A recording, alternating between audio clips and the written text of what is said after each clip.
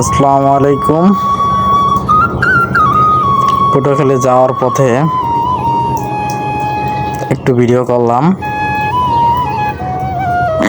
গ্রাম বাংলার কি অপরূপ সৌন্দর্য, কি সুন্দর একটা রাস্তা, চারদিকে শুধু মনোমুগ্ধকর পরিবেশ, তাকালে মন জুড়িয়ে যায়। সতেজ হাওয়া, ভালো লাগার মতো একটা দৃশ্য।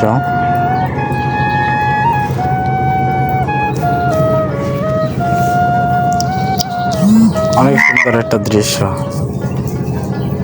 সত্যি খুব সুন্দর, দেখতে অনেক চমৎকার লাগতেছে।